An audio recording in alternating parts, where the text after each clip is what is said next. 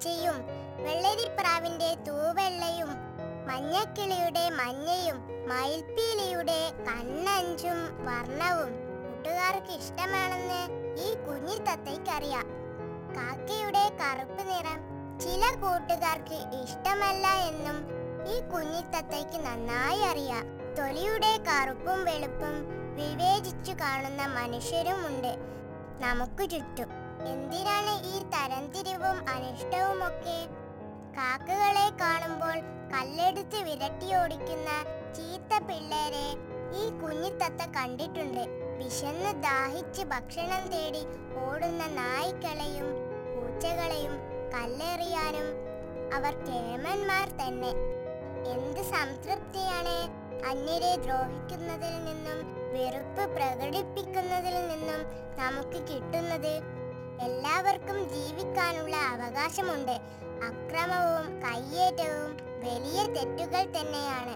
മനസ്സിൽ കരുണ നിറഞ്ഞവർക്ക് മാത്രമേ മറ്റുള്ളവരെ ഇഷ്ടപ്പെടാനും സ്നേഹിക്കാനും കഴിയൂ. മറ്റുള്ളവർ ഇഷ്ടപ്പെടുമ്പോഴാണ് നമുക്ക് സുഖം കിട്ടുന്നത്.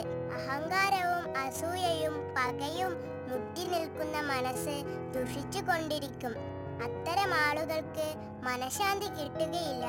എപ്പോഴും കുതന്ത്രങ്ങൾ നെയ്യുന്ന സാത്താന്റെ പണിപ്പുരയായിരിക്കും അയാളുടെ മനസ്സ്. മനസ്സിലെ അടങ്ങാത്ത രോഷവും പകയും അയാളുടെ ആരോഗ്യസ്ഥിതിയെ തന്നെ ദോഷകരമായി ബാധിച്ചു എന്നും വരാം. ശരീരവും മനസ്സും രണ്ടല്ല, ഒരേ പ്രക്രിയകളുടെ സങ്കലനമാണവ. നന്നായി ചിന്തിക്കുകയും നന്നായി പ്രവർത്തിക്കുകയും ചെയ്താൽ ശരീരത്തിനും മനസ്സിനും സുഖം അനുഭവപ്പെടും. നാം തെറ്റുകൾ ചെയ്യുമ്പോൾ ശരീരം വഴങ്ങുന്നുണ്ടെങ്കിലും മനസ്സ് തെറ്റ് തെറ്റാണെന്ന് വിളിച്ചു പറയും. മനസാക്ഷി എന്ന് ഈ അവസ്ഥയ്ക്ക് പറയാറുണ്ട്. മനസാക്ഷി അറിയാതെ നമുക്ക് തെറ്റുകളും ശരികളും ഒന്നും പ്രവർത്തിക്കാൻ കഴിയുകയില്ല. അത് ഖണ്ഡിക്കാനാകാത്ത പ്രകൃതി നിയമമാണ് കൂട്ടുകാരെ. പ്രകൃതിയുടെ ഘടനയും അവസ്ഥയും നമുക്ക് നല്ല നല്ല പാഠങ്ങൾ പറഞ്ഞു തരുന്നു.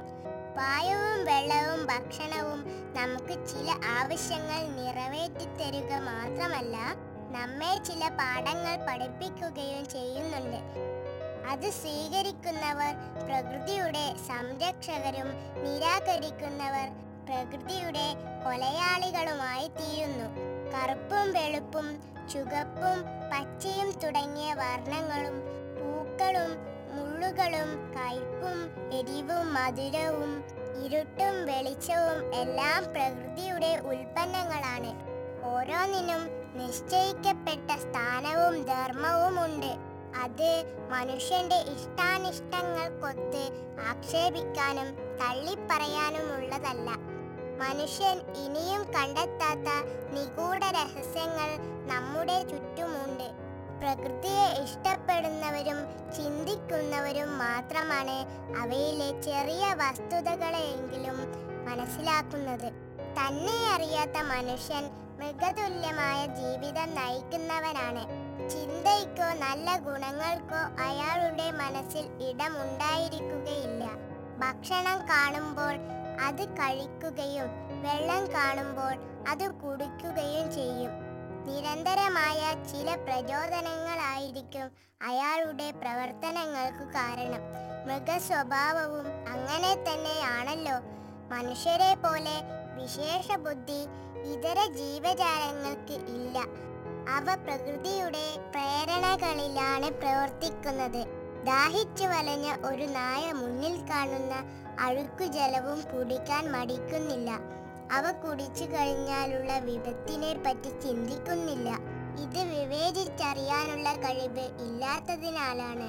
എന്നാൽ മനുഷ്യന് ശരിയായി പ്രവർത്തിക്കാൻ പ്രേരണകൾ മാത്രമല്ല, ചിന്തയും ആവശ്യമാണ്.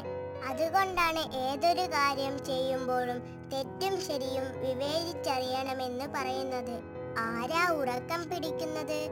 നോക്കൂ, കുഞ്ഞിത്തത്ത പറഞ്ഞുകൊണ്ടിരിക്കുമ്പോൾ ഉറക്കം തൂങ്ങുന്നത് ശരിയോ തെറ്റോ എന്ന് വിലയിരുത്താൻ ശ്രമിച്ചാൽ നമുക്ക് തെറ്റു പറ്റുകയില്ല. അപ്പോൾ നമുക്ക് ഉണരാനും ഉണർവോടെ പ്രവർത്തിക്കാനും കഴിയുന്നു. തെറ്റ് ചെയ്യുന്നതിൽ മാത്രം മുഴുകിയ ആളുകൾ ചിന്താശേഷി നഷ്ടപ്പെട്ടവരാണ്.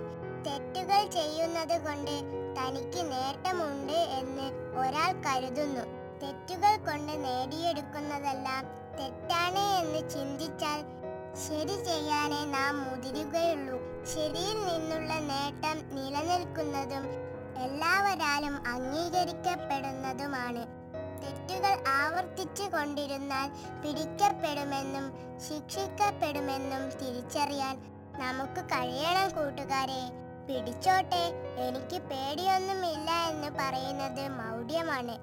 അല്ലെങ്കിൽ ഒരു തരം അഹങ്കാരത്തിന്റെ സ്വരമാണ് അതിലുള്ളത്. അതുകൊണ്ട് കുഞ്ഞിത്തത്ത ഊന്നി പറയുന്ന കാര്യം എന്തെന്നോ, അഹങ്കാരവും വെറുപ്പും കാപട്യവും ഒക്കെ വെടിയുക. മനുഷ്യരെന്ന നിലയിൽ ചില ആളുകളിൽ ചില കുറവുകൾ കണ്ടേക്കാം. അപ്പോൾ അവരിലെ നല്ല ഗുണങ്ങളെ കണ്ടെത്താൻ ശ്രമിച്ചു നോക്കൂ. എല്ലാ മനുഷ്യരും നല്ലവരാണെന്നും ചില ചീത്ത പ്രവണതകളാണ് ചിലരെ ചീത്തയാക്കുന്നതെന്നും കണ്ടെത്താൻ കഴിയും. പല നിറങ്ങൾ ചേർത്ത് വെക്കുന്നിടത്ത് കറുപ്പിന്റെ സ്ഥാനം അവഗണിക്കാൻ കഴിയുമോ? തനിയെ അതിന് അഴക് കാണാറില്ലെങ്കിലും പല നിറങ്ങൾ ചേരുന്നിടത്ത് കറുപ്പിനും ഒരു സ്ഥാനമുണ്ട്. അപ്രകാരമാണ് നമ്മുടെ സാമൂഹ്യ ജീവിതവും. നമ്മൾ ഓരോരുത്തരും സമൂഹത്തിന് വേണ്ടപ്പെട്ട ആളുകളാണ്. നാം ഒരു വ്യക്തി മാറ്റി നിർത്തപ്പെട്ടാൽ നല്ല സമൂഹം എന്ന് അതിനെ വിളിക്കാൻ കഴിയുകയില്ല. നമ്മുടെ ഊർജവും പ്രവർത്തനങ്ങളും നല്ല മാർഗത്തിൽ തിരിച്ചുവിട്ടാൽ ഒരു സമൂഹത്തെ മുഴുവൻ മാറ്റിയെടുക്കാനും നമുക്ക് കഴിയും. അപ്പോൾ നാം ഓരോരുത്തരും ചില്ലറക്കാരല്ല, കഴിവും വിലയുമുള്ള വ്യക്തിയാണ് എന്ന് കൂട്ടുകാർക്കിപ്പോൾ മനസ്സിലായല്ലോ. ഇനി നമുക്ക് ഉണരാം, എഴുന്നേൽക്കാം, പ്രവർത്തിക്കാം. ലക്ഷ്യത്തിലെത്തും വരെ വിശ്രമമില്ലാതെ ജോലി ചെയ്യാം. നല്ല വ്യക്തികളും നല്ല സമൂഹങ്ങളും ലോകത്ത് പിറവിയെടുത്തത് ഇങ്ങനെയാകുന്നു.